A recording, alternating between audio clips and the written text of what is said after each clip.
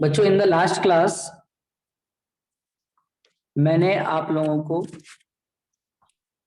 कुछ ऐसी इक्वेशंस दिखाई जिनके एक्सपेरिमेंटली जो रेट थे वो कंसंट्रेशन की पावर जिस पर भी डिपेंडेंट आए उनका स्टोइकियोमेट्रिक कोफिशिएंट रिएक्शन की स्टोइकियोमेट्रिक कोफिशिएंट से कोई लेना देना नहीं था। मैंने आपको 5 पॉइंट भी लिखवाए उसके बाद कि पहला तो यही पॉइंट लिखवाया था कि सारे एग्जाम्पल से ये प्रूव हो रहा है कि जो रेट एक्सप्रेशन है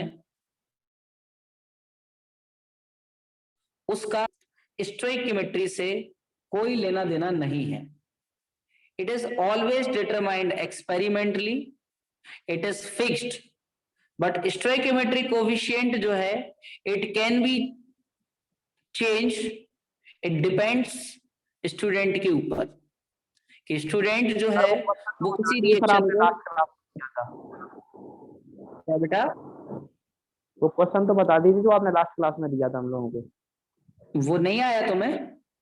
ओ सर, चलो बता देता हूं मैं। तो order is always determined experimentally, ये मैंने सेकेंड पॉइंट लिखवाया था, विच इज फिक्स्ड। और रेट स्टोइकियोमेट्री जो रिएक्शन की होगी it can be changed. Rate law expression जो है ये कैटलिस्ट और प्रोडक्ट को तो रखता है बट इंटरमीडिएट पर डिपेंडेंट नहीं हो पाता है। ये रेट लॉ एक्सप्रेशन में कोई इंटरमीडिएट नहीं आता है। तो ये कुछ पॉइंट्स थे। जैसे एक और पॉइंट था कि on changing stoichiometry of the reaction, rate of reaction and rate constant change, but किसी सब्सटेंस का जो रेट था, जो कि मैं एक क्वेश्चन के थ्रू भी आपको समझा चुका हूं कि किसी सब्सटेंस का रेट चेंज नहीं होता है स्टोइकियोमेट्री चेंज करने से। हाँ, रेट ऑफ रिएक्शन जो है जो आप निकाल रहे होगे यानी आर का जो वैल्यू निकाल रहे होगे, कैलकुलेट कर रहे होगे, इट विल बी चेंज। और अगर कोई सिंपल और एलिमेंट्री या सिंगल स्टेप रिएक्शन है तो ऑर्डर जो है वो डायरेक्टली स्टोइकियोमेट्रिक कोफिशिएंट जो भी होंगे रिएक्टेंट के उसके डायरेक्टली पावर पर आ जाएगा। बट बाय एक्शन, अब भाई कोई रिएक्शन एक स्टेप में या एक से ज्यादा स्टेप में हमें पता ही नहीं है, तो हम लोग रिएक्शन को देख करके बता सकते हैं कि उसका रेट जो है वो क्या होगा। भाई उसका रेट अलग अलग तरीके से आ सकता है, ठीक है। तो एक पॉइंट और लिख लो, 2 पॉइंट और लिख लो, फिर उसके बाद जो मैंने क्वेश्चन दिया था मैं उसका सॉल्यूशन आपको बताता हूं। एक तो ये कुछ एग्जांपल लिख लो, जो आपको 5th पॉइंट मैंने लिखवाया है उसी पर ये आप एग्जांपल लिख लेना कि H2 और Cl2 ये रिएक्ट कर रहे हैं। H2 और Cl2 कुछ ऐसे रिएक्ट कर रहे हैं और ये आपको 2HCl बना करके दे रहे हैं। 2HCl बना करके दे रहे हैं। सिचुएशन नंबर 1, इसका रेट आपने निकाला, ये आपके पास H2 और Cl2 इन दोनों की पावर 0 पर डिपेंडेंट आया, ये एक्सपेरिमेंटली आया, ये आपने निकाला, ठीक है। मतलब आपको रिएक्शन देखने में ऐसा फील हो सकता है कि ये जो है पावर 1 पर डिपेंडेंट हो, बट ये ऐसा आया एक्सपेरिमेंटली। इसको चाहे तो आप ब्रैकेट में लिख सकते हो कि this results coming from experiment, ठीक है। तो एक्सपेरिमेंटली ये हमें पता पड़ा। एक और एग्जांपल मैं आपको दे रहा हूं जिसमें H2 और Br2 की रिएक्शन हो रही है। अब आपको देखने में ये लग सकता है कि ये जो रिएक्शन हो रही है, HBr बन रहा है, इसमें रेट जो है वो कुछ ऐसे डिपेंडेंट हो कि K H2 की पावर 0 और Br2 की पावर 0, बट इसमें रेट तो जो है वो कुछ ऐसा आया कि H2 की पावर 1, Br2 इसकी power 1/2 upon 1 plus second rate constant, another rate constant HBr, ठीक है, अपॉन में कंसंट्रेशन ऑफ Br2, इस तरीके से डिपेंडेंट आया एक्सपेरिमेंटली। तो इसको हम लोग बोलते हैं कि ये कॉम्प्लिकेटेड आया। कॉम्प्लिकेटेड मतलब जिसमें एक से ज्यादा रेट कांस्टेंट यूज हो गए, तो इनको हम लोग बोलते हैं कॉम्प्लिकेटेड रेट लॉ एक्सप्रेशन। ये सिंपल थे, ये कॉम्प्लिकेटेड आ गए, जहां पर एक से ज्यादा रेट कांस्टेंट इंट्रोड्यूस हो जाए। तो एक्सपेरिमेंटल बेटा ऐसे भी आ सकता है रेट लॉ एक्सप्रेशन, ये भी एक्सपेरिमेंटली आया। मतलब देख करके आप जो अंदाजा लगाते हो कि इसका ये रेट लॉ एक्सप्रेशन होना चाहिए, मैं आपको बात ये समझाने की कोशिश कर रहा हूं कि by looking the reaction we can't say about anything of rate law expression, it's always determined experimentally. अगर इसका कोई वैल्यू नहीं दिया है क्वेश्चन में, इट मींस वो कोई ना कोई आपको ऐसी सिचुएशन देगा जिससे कि आप उसको फाइंड कर पाओ। अब वो भी जो रिजल्ट आप फाइंड करोगे वो एक्सपेरिमेंटली आया होगा, उसने तो फिर बाद की कंडीशन दे दी आप, फिर वो आपसे रेट लॉ एक्सप्रेशन निकलवा रहा। बट रियलिटी में सारे रेट लॉ एक्सप्रेशन हर रिएक्शन के लिए वो एक्सपेरिमेंटली ही निकाले जाते हैं। जैसे अगर मैं ये वाली रिएक्शन इसी में दे देता, थर्ड वाली, कि H2 और I2 आपस में रिएक्ट कर रहे हैं, it is giving us 2HI, तो इसका रेट जो है बेटा वो ये आएगा, H2 की पावर 1 और I2 की पावर 1। अगर मैं यही अगर एग्जांपल अकेला लिख के दे देता तो आपके मन में ये बात रह जाती कि देखो स्टोइकियोमेट्रिक कोएफिशिएंट ले लिया, नहीं ऐसा नहीं है। देखो तीनों रिएक्शन में अलग अलग तरीके से रेट आ रहा है, कॉम्प्लिकेटेड मैनर में भी आ सकता है और सिंपल मैनर में भी आ सकता है, ये बात भी मैंने आपको क्लियर कर दी। तो ये एक्सपेरिमेंटली रिजल्ट आया इसका। तो ये तीनों एग्जांपल आप लिख लो जो आपने 5th पॉइंट लिखा था, जिसमें मैंने लिखा है लास्ट लाइन कि by looking stoichiometry of the reaction it should be decided by experimentally with the mechanism of the reaction, ठीक है। तो ये तीनों एग्जांपल आप नोट कर लो, फिर मैं 1-2 पॉइंट और लिखवा रहा हूँ, फिर आपका जो क्वेश्चन दिया था उसके बारे में बता रहा हूँ। सर तो हमें क्या ये याद करना पड़ेगा, किसे फाइंड भी कर सकते हैं? नहीं बेटा, हम लोग याद एक के भी नहीं करेंगे, किसी भी रिएक्शन का हम लोग ऑर्डर या ये रेट लॉ एक्सप्रेशन याद नहीं रखेंगे। हाँ, बट जो एनसीईआरटी में हमें फर्स्ट और सेकेंड ऑर्डर की रिएक्शंस दी हुई हैं, उनके जो एग्जांपल्स दिए हुए हैं 2-2, 3-3 एग्जांपल्स, वो जरूर हम लोग याद रख लेंगे कि ये फर्स्ट ऑर्डर वाले हैं, ये सेकेंड ऑर्डर, ओनली ऑर्डर कि इस रिएक्शन का रेट लॉ एक्सप्रेशन किसी का भी याद नहीं करेंगे। It will be always given in the problem, either इसके लिए कोई सिचुएशन देगा कि आप इसको फाइंड कर पाओ, तो हम लोग किसी का याद नहीं रखना है, बस ये तो कुछ पॉइंट्स हैं आपको समझाने के लिए। Okay sir.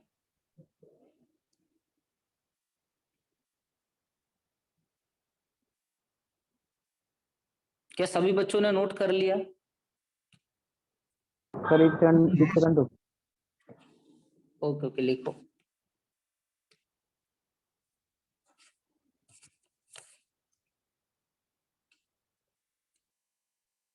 जिन भी बच्चों के इलेक्ट्रोकेमिस्ट्री के नोट्स अभी तक नहीं बने हैं, जिनको अभी भी लेक्चर नहीं मिल पाए हैं, तो वो क्लास के बाद मुझसे मांग सकते हैं, क्योंकि नेक्स्ट वीक में मुझे चैप्टर को रिवाइज करवाना है आपको, और जितना पढ़ा दिया गया है अब पहले वो प्रिपेयर्ड करवाया जाएगा, उसके बाद नई चीजें बताई जाएंगी और आपके टेस्ट भी लिए जाएंगे। तो सभी बच्चे रेडी रहें। जिन बच्चों का जो कुछ भी छूटा हुआ है, चाहे वो सॉल्यूशन चैप्टर में, इलेक्ट्रोकेमिस्ट्री में, केमिकल काइनेटिक्स में और ऑर्गेनिक में, मैंने जितना भी पढ़ा दिया है, ठीक है। तो सॉल्यूशन के लेक्चर्स तो रिकॉर्ड नहीं हुए थे, बट उनके नोट्स आपको मिल जाएंगे। तो जिन बच्चों के सॉल्यूशन के नोट्स नहीं बने हैं और इलेक्ट्रोकेमिस्ट्री, केमिकल काइनेटिक्स, जितना कुछ भी छूटा है, आपको नेक्स्ट संडे तक, जो आ रहा है ये संडे और उसके बाद वाला नेक्स्ट संडे, तब तक आपको सब कुछ कवर्ड करना है, अपने प्रॉपर नोट बनाना है, हुए हैं न्यूमेरिकल्स के लिए एक अलग रजिस्टर बनाना है, उसमें सारे न्यूमेरिकल्स लिखना है जो जो मैंने क्लास में करवाए। तो एक आप लोग आपस में एक दूसरे से भी नोट शेयर कर सकते हो, बाकी जो रिकॉर्डिंग्स है वो आप मुझसे ले सकते हो, ठीक है। नेक्स्ट संडे तक मैं सभी लोगों के नोटबुक चेक करूंगा। आप लोग पीडीएफ फॉर्मेट भी बना करके दे सकते हो, और क्योंकि अब तो आज से झांसी भी ओपन हो रहा है, तो आप चाहो तो मुझे इंस्टीट्यूट पर आकर के भी रजिस्टर दे सकते हो, ताकि मैं चेक कर दूं आपका रजिस्टर, उसमें जो भी मिस्टेक्स होंगी वो मैं फाइंड करके दे दूंगा कि यहाँ ये करो, और मुझे भी क्लियर हो जाएगा कि आप नोट्स कैसे बनाते हो, क्योंकि कई बच्चे नोट्स बहुत अच्छे तरीके से बनाते हैं, कुछ लोग इतना रफली बनाते हैं कि ना उन्हें समझ आता है ना मुझे समझ आता है। और मैं तो हमेशा सजेस्ट करता हूँ कि आप किसी भी सब्जेक्ट के नोट्स बना रहे हो तो 4-5 कलर के पेन अपने पास रखा करो। अगर अदर टीचर आपको अलाउ नहीं कर रहे हैं तो मेरे सब्जेक्ट में भी तो आप कम से कम 5 कलर के पेन यूज कर सकते हो अलग अलग चीजों को दिखाने के लिए। एक ही सब चीजें आप मिक्स कर दोगे तो समझ नहीं आएगा। जितना नीट एंड क्लीन अभी बना लोगे, क्योंकि मैंने आपका टारगेट भी रखा है कि नवंबर तक अपन पूरा सब कुछ कंप्लीट कर लें, तो नीट एंड क्लीन जितना ज्यादा होगा तो दिसंबर में बेटा 1 महीने में अपन पूरा रिवाइज कर लेंगे। और अगर आप गंदे बनाओगे नोट्स, बिल्कुल सब एक ही कलर से ब्लू पेन या ब्लैक पेन से सब लिखते चले जाओगे, और नोटबुक भी ऐसी होगी, इवन कई बच्चे पेज नंबर तक मेंशन नहीं करते और नोट्स बस बनाए चले जाते हैं, उन्हें पता ही नहीं होता क्या लिख रहे हैं, बस वो तो लिखते चले जाते हैं। तो लिखना नहीं है कोई, वो थोड़ी ना है कि सजा थोड़ी ना है, ये आपको अपने लिए बनाना है, क्योंकि जब आप रिवीजन कर पाओ, जब टाइम आए टेस्ट का, तो बस आपको उठा करके देखना पड़े। एक चीज और, जब कोई चैप्टर कंप्लीट हुआ करे किसी भी सब्जेक्ट में, तो बेटा उसके ना की पॉइंट्स बनाने की आदत डाल लो अभी से, कि आपने उस चैप्टर में कौन कौन से पॉइंट्स पढ़े, और उनको शॉर्ट वर्ड में 1 या 2 पेज के अंदर पूरा लिख लिया चैप्टर के लास्ट में, ताकि जब आपको कोई चीज रिवाइज करना हो तो पहले आप उसको रिवाइज करो, उससे आपको पूरा चैप्टर का ओवरव्यू मिल जाए। तो ये आदत भी खुद से बनाओ चैप्टर के की पॉइंट्स बनाने की। भाई पूरे सभी डेफिनेशन थोड़ी ना इकट्ठा आप लिख दोगे, पर छोटे छोटे पॉइंट्स में आप अपने नोट्स बना सकते हो। देखो नेक्स्ट पॉइंट और लिख लो इसका, पॉइंट नंबर 6, उसमें पूरे पॉइंट्स मेंशन नहीं थे, 5 ही पॉइंट थे। तो पॉइंट नंबर 6 आपका ये है कि order of the reaction also chains with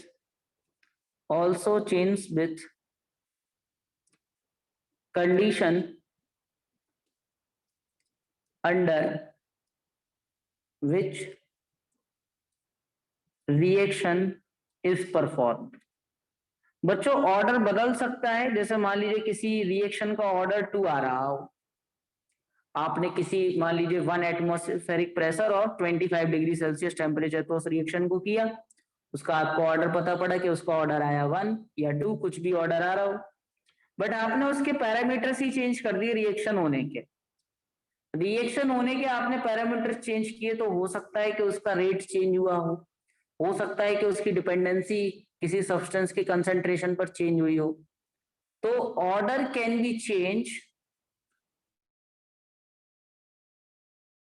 on, अगर आप किसी रिएक्शन की कंडीशंस को चेंज करते हो तो पॉसिबिलिटी है कि ऑर्डर भी चेंज हो जाए, but it is not compulsory, it can be change. Her bar change हो ऐसा जरूरी नहीं है, हो सकता है किसी एक स्पेसिफिक टेम्परेचर पे आकर के वो चेंज कर रहा हो। आपने 25 से 50 डिग्री सेल्सियस कर दिया किसी रिएक्शन के लिए, हो सकता है ऑर्डर सेम है, बट जब आपने 150 किया तो हो सकता है ऑर्डर बदल जाए। मतलब कि कंडीशंस पर भी ऑर्डर डिपेंडेंट होता है।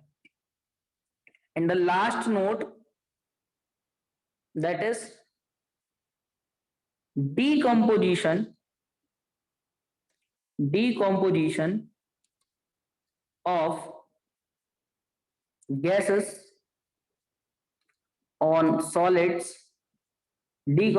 of gases on solids, surface follows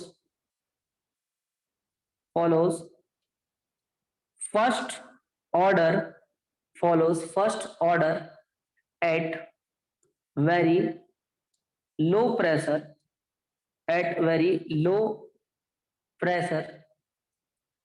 and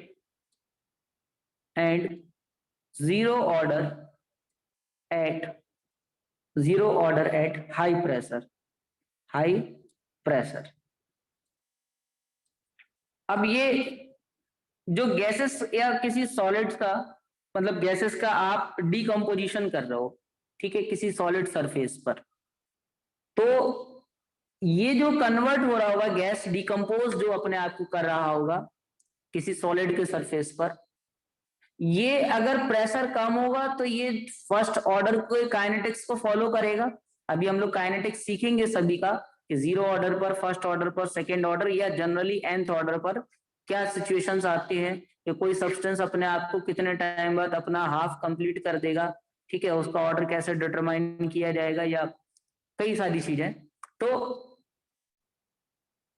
कोई गैसेस का डिकम्पोजिशन किसी सॉलिड सरफेस पर लो प्रेशर पर फर्स्ट ऑर्डर को फॉलो करेगा और हाई प्रेशर पर जीरो ऑर्डर को, ठीक है। तो ये इन जनरल बात कही जा रही। तो ये कुछ पॉइंट्स आपको याद रखना है, these are some important points, जिसमें से ये डायरेक्टली आपसे कोई पॉइंट्स ऐसे पूछे नहीं जाएंगे, ये कभी भी ना लिखने के लिए आएंगे, ये तो आपकी नॉलेज के लिए थे। अब देखो, कल मैंने एक क्वेश्चन आपको दिया था, मैंने कहा था ये 4 क्वेश्चन में से 3 तो मैंने करवाए दिए थे, एक क्वेश्चन आपका रह गया था, मैंने कहा था अटेम्प्ट करना, नहीं हो पाया, चलो कोई बात नहीं, मैं बता दे रहा कि 3 रिएक्टेंट थे आपके पास ए, बी और सी, जो कि कुछ प्रोडक्ट फॉर्म कर रहे थे। ये क्वेश्चन जिनके पास नहीं लिखा है तो आप किसी दूसरे बच्चे से मांग लेना। 3 रिएक्टेंट आपस में रिएक्ट करके एक प्रोडक्ट फॉर्म कर रहे थे, और फिर मैंने कुछ सिचुएशन आपको दी थी और मैंने आपसे कहा था कि इसमें आपको रेट लॉ एक्सप्रेशन बताना है। रेट लॉ एक्सप्रेशन अगर आपने बता लिया तो फिर आपको ऑर्डर भी पता पड़ जाएगा। तो देखिए कि ये रिएक्शन थी, वो A plus B plus C gives product. अब इसमें कुछ कैटलिस्ट वगैरह तो कुछ दिया नहीं है, ठीक है, और ज्यादा कुछ बात भी नहीं कर रहा किसी और सब्सटेंस के बारे में, मतलब प्रोडक्ट के बारे में कुछ बात नहीं कर रहा, वो केवल बात कर रहा है कि A B C इन्हीं को वो चेंजेस कराने की कोशिश कर रहा है। तो हम लोग एक ऐसा जनरल एक्सप्रेशन मान लें, ठीक है, अपने अंदाजे से कि ये किसी A की पावर P और B की पावर Q और C की पावर R पर डिपेंडेंट है, जहां पर P Q R हमको पता करना है। एक बात और, जब भी आप इस रेट लॉ एक्सप्रेशन को लिखो तो अकॉर्डिंग टू द क्वेश्चन लिखना, वो जितने सब्सटेंस को चेंज करा रहा हो, जितने सब्सटेंस की इंफॉर्मेशन दे रहा हो, उन्हीं सब्सटेंस को आपको अपने रेट लॉ एक्सप्रेशन में शामिल कराना है, बाकियों से कोई लेना देना नहीं है। दूसरी चीज, क्योंकि क्वेश्चन में कुछ मेंशन नहीं है तो हमें नहीं पता कि ये कॉम्प्लिकेटेड मैनर में इसका रेट लॉ एक्सप्रेशन होगा या सिंपल मैनर में, तो हम लोग हमेशा सिंपल मैनर मान करके चलेंगे अनलेस अदरवाइज मेंशन। अब ये आपके पास A प्लस बी प्लस सी ये आपको प्रोडक्ट दे रहा है, ठीक है। आपने ये मान लिया कि इसका रेट जो है वो किसी A की पावर कंसंट्रेशन, मतलब कंसंट्रेशन ऑफ A की power P, concentration of B की पावर Q और कंसंट्रेशन ऑफ C की पावर R पर डिपेंडेंट है। तो हम लोग अकॉर्डिंग टू द अगर क्वेश्चन चले तो इसमें 3 सिचुएशन आपको जनरली वो दे रहा है। पहले आपसे कह रहा है कि if volume double, volume he double कर दिया जाए। आर्यन क्या पूछ रहे हो? PQR की वैल्यू क्या रहेगी? PQR की वैल्यू क्या रहेगी, वही तो हमें पता करना है, ये थोड़ी ना हमें पता है, वही तो कैलकुलेट करने जा रहे हैं हम लोग PQR की वैल्यू। गिवन क्या क्या है सर? गिवन ये था, कल तुम क्लास में थे या नहीं? नहीं, नहीं थे तो फिर छोड़ दो तुम। कल क्लास नहीं थी, परसों थे ना तुम क्लास में? नहीं थे सर, स्टार्टिंग में थे फिर चले गए। ये मैंने क्वेश्चन करा रहा था तो उसमें ये लास्ट क्वेश्चन था। लास्ट क्वेश्चन में कह रहा था कि कोई रिएक्शन हो रही है A प्लस बी प्लस सी। अभी मैं क्वेश्चन पढ़ूंगा तो सुनते जाना ध्यान से, ठीक है। तो इसमें प्रोडक्ट बन रहा था, अब कुछ सिचुएशन आपको दे रहा है, उस सिचुएशन पे वो कह रहा है कि इसके बाद बताओ इसका रेट लॉ एक्सप्रेशन क्या होगा। अब रेट लॉ एक्सप्रेशन में हम लोगों ने मान लिया कि ये ए बी सी और पी क्यू आर इनकी पावर रिस्पेक्टिवली इस पर डिपेंडेंट है, जिसमें से हमें ये पी क्यू आर ही कैलकुलेट करना है किसी तरीके से। अब 3 सिचुएशन दे रहा है। पहली सिचुएशन में कह रहा है कि अगर वॉल्यूम को डबल कर दिया जाए तो रेट डिक्रीज हो जाता है 8 टाइम। रेट कितना हो जाता है? डिक्रीज हो जाता है 8 टाइम। चलिए रेट को हम लोग डिक्रीज कर देते हैं 8 टाइम्स। कल की बात अगर आपको याद हो, परसों वाली, जिसमें मैंने आपको बताया था कि rate is inversely proportional to change in volume की पावर ऑर्डर। इसका ऑर्डर क्या होगा? अगर इसके अकॉर्डिंग अगर ऑर्डर बोले, अभी तो ऑर्डर पता ही नहीं, पर अगर इसके अकॉर्डिंग बोले तो जो भी कंसंट्रेशन टर्म्स आते हैं रेट लॉ एक्सप्रेशन में, उनकी जो पावर्स होती हैं उन सबका सम। तो अब अगर मैं इसमें ये कॉन्सेप्ट लगाऊं कि पहले रेट था R1, R1 मतलब जो R था, फिर रेट डिक्रीज हो गया 8 टाइम्स, यानी कि 1/8 हो गया पहले से। वॉल्यूम था उसका V, और वॉल्यूम कितना हो गया V करने पर। तो आपको ये अगर याद हो कि रेट 1 अपॉन रेट 2 के लिए, मतलब इसका जो फॉर्मूला होता है इन टर्म्स ऑफ वॉल्यूम, तो it is equal to V2 upon V1 की power n, where n is a order. तो आप इसमें ये कॉन्सेप्ट लगाओगे तो देखो क्या होगा, ये आपके पास आ जाएगा फर्स्ट सिचुएशन के according R upon 1/8R equal to V2 यानी 2V अपॉन V, इसकी पावर ऑर्डर, ऑर्डर यानी कि P plus Q plus R। तो V से V कैंसल, R से R कैंसल, 8 ऊपर चला जाएगा। तो बेटा 8 को आप लिख सकते हो 2 का क्यूब इक्वल टू 2 की power P plus Q plus R। तो बेटा आपके पास P plus Q plus R comparison पे मिल जाएगा 3। It is my first equation. ना कह रहा है कि on doubling the concentration of A and reducing the concentration of B to half, rate becomes 4 times. C के कंसंट्रेशन के साथ कोई छेड़खानी ना करते हुए A का कंसंट्रेशन डबल किया गया और B का कंसंट्रेशन हाफ किया गया, रेट पहले से 4 टाइम्स हुआ। ये तो सिचुएशन नंबर 1 थी। उसने दूसरी सिचुएशन देखो जो अप्लाई की है, समझते हैं हम लोग अकॉर्डिंग टू सेकेंड सिचुएशन कि A का कंसंट्रेशन कर रहा है डबल। अब डबल कर रहा है मतलब मैं मान लूं कि पहले कंसंट्रेशन उसका था X, तो कंसंट्रेशन A2 जो हो गया होगा जस्ट डबल, इसको मैं डबल मान लूं, 2x मान लूं। और जो B का कंसंट्रेशन वो कर रहा है, क्वेश्चन में कह रहा है कि इसको हाफ तक कर दिया गया, हाफ कर दिया गया, यानी कि पहले कंसंट्रेशन मान लूं अगर मैं Y, तो इसका सेकेंड टाइम पर कंसंट्रेशन जो हो गया होगा वो इसका हाफ यानी Y/2। रेट जो है बेटा वो 4 टाइम्स हो जा रहा पहले के रेट से, यानी कि पहले अगर रेट रहा होगा R तो फिर रेट हो गया होगा 4 टाइम्स यानी कि 4R। अब अगर मैं इसके according that is R1 upon R2, तो यहां पर बेटा क्योंकि ये क्या है K A B C, तो ये मैं पहले वाले के लिए ले लूंगा A1 की पावर, मतलब एक सेकेंड, A1 की पावर P इंटू B1 की पावर K भी है साथ में Q, और इंटू कंसंट्रेशन C के साथ कोई छेड़खानी नहीं की गई, जितना पहले था उतनी रहेगा बाद में भी, तो इसको हम एज इट इज रखेंगे दोनों ही के लिए। तो ये आपके पास B2 की पावर Q है और C की पावर ये R। हाँ सर इसमें कंसंट्रेशन C करवाया था सर आपने, इसमें लिखा है sir on increasing concentration of C by 4 times the rate increase by 64 times. Sir ये था सर। बेटा वो कॉमा भी तो लिखा है ना, वो थर्ड सिचुएशन दी हुई है कि on increasing concentration of C by 4 times rate increases by 64 times. मतलब कि जब C का कंसंट्रेशन चेंज किया तो यानी A और B तो नहीं किए होंगे, तब ओनली C का कंसंट्रेशन कर रहा होगा, तब हम तो C का कंसंट्रेशन करेंगे थर्ड सिचुएशन में।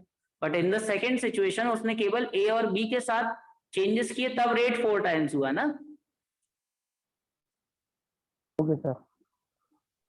तो देखो इसकी जगह R रख दो, इसकी जगह 4R इक्वल टू K से K कैंसिल, पहले कंसंट्रेशन ये X की पावर P, फिर हो जाएगा 2X की पावर P इंटू Y की पावर Q, ये तो कैंसिल हो जाएगा, अपॉन y अपॉन 2 की पावर q, ये हो जाएगा। ठीक है, तो देखो ध्यान से समझो क्या कर रहे हैं हम लोग यहाँ पर।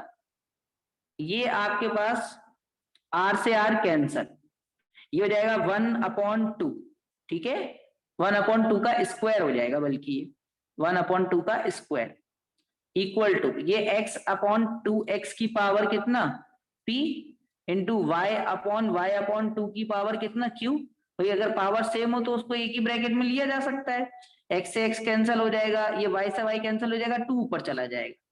तो यहां से आप कह सकते हो कि इट इज 2 की पावर -2। बेटा ये 1/2 था ना, ऊपर ले गए तो माइनस में पावर, इट इज 2 की पावर, ये 1/2 है तो 2 की पावर हो जाएगा माइनस का p इंटू 2 की पावर q, ये हो जाएगा। यानी कि आप इसको लिख सकते हो q माइनस p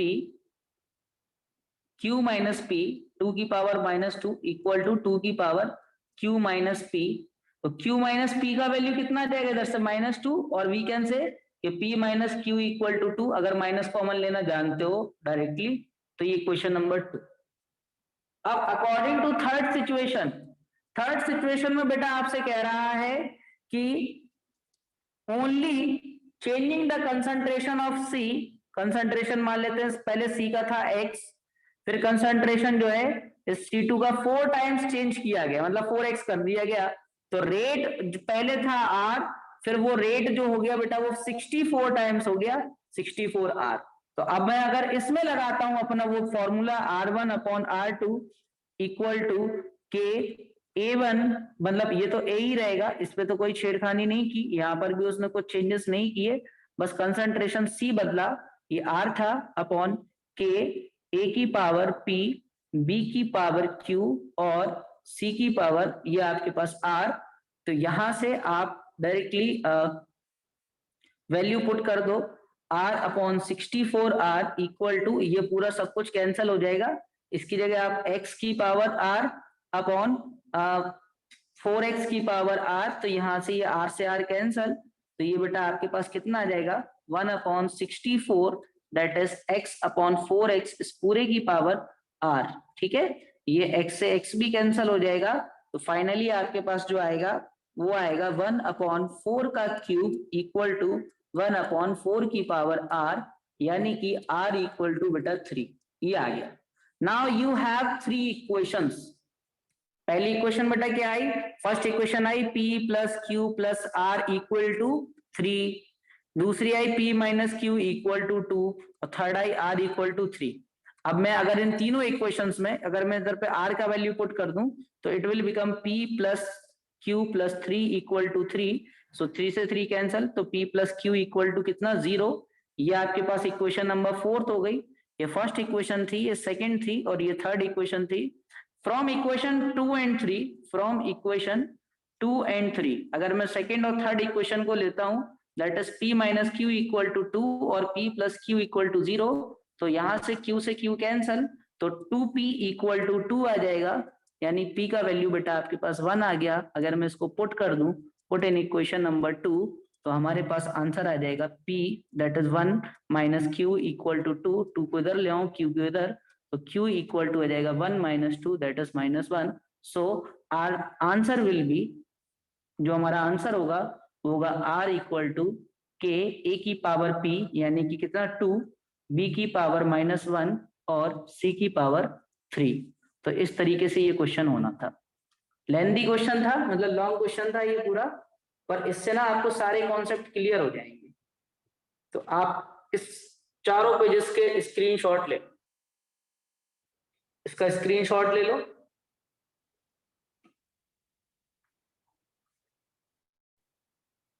इस पेज का भी स्क्रीनशॉट ले लो,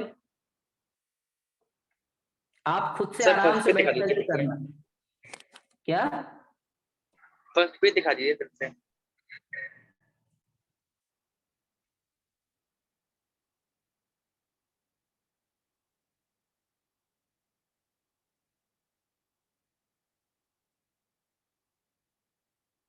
हो गया स्क्रीनशॉट? Yes sir. लो इसका भी ले लो।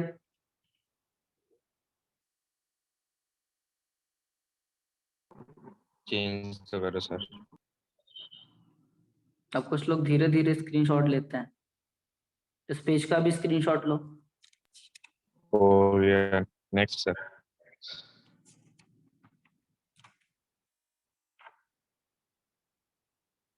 हो गया सर, नेक्स्ट। बस अब नहीं, बस नेक्स्ट क्या बस। आंसर आ गया। चलो मैं कुछ एक दो क्वेश्चन और आपको दे रहा हूँ, नेक्स्ट क्लास में डिस्कस करेंगे, आप लोग सॉल्व करने के लिए ट्राई करना है इसको। क्वेश्चन में आपसे कह रहा है कि rate of a certain reaction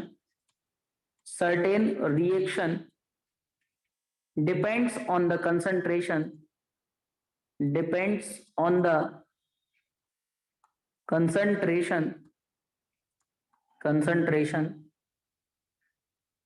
according to the equation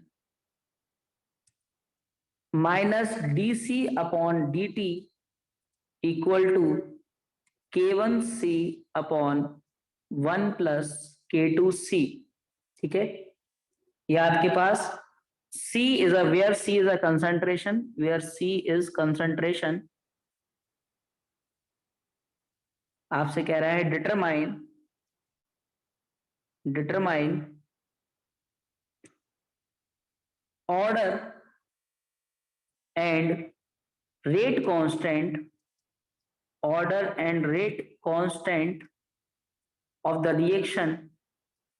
the reaction when concentration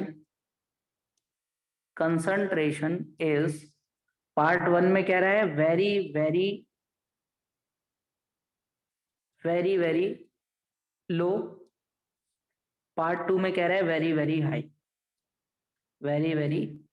high. ये क्वेश्चन आप नोट कर लो। एक और मैं क्वेश्चन दे रहा हूं आपको होमवर्क के लिए, जल्दी लिखो। हो गया सर। देखो नेक्स्ट क्वेश्चन, कोई लिख तो नहीं रहा? No sir. देखो नेक्स्ट क्वेश्चन है बेटा, 2a plus B gives product, ठीक है, और इसमें R1 आपको दे रहा है, मतलब रेट इसका जो है वो है K1 a की पावर 2 b की पावर 1, ऐसे है। फिर आपसे कह रहा है कि रिएक्शन जो है, हाँ आर्यन, सर ये जो R1 है और R2 है, ये है क्या सर? हमें जो बात समझ में आ नहीं रही।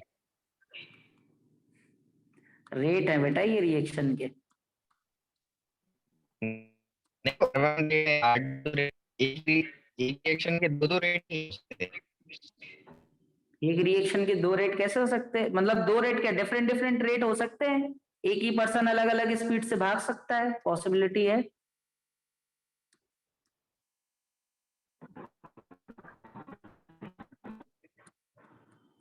भाई रेट का मतलब ही होता है ना कि कोई रिएक्शन कितनी स्पीड में कंप्लीट हो रही है, मतलब कि वो रिएक्टेंट कितने टाइम बाद प्रोडक्ट में कन्वर्ट हो रहा है। अब कंसंट्रेशन के हिसाब से देख लेते हैं, डिस्टेंस थोड़ी ना ट्रेवल करता है रिएक्टेंट, तो कंसंट्रेशन चेंज कर देता है तो उसके अकॉर्डिंग कह देते change in concentration per unit time, तो वही तो रेट है।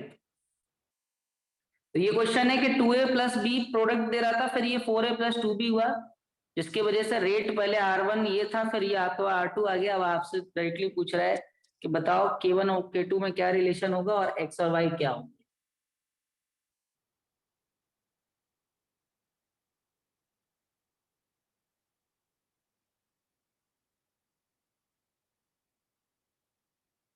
बहुत ही इजी है ये क्वेश्चन करना।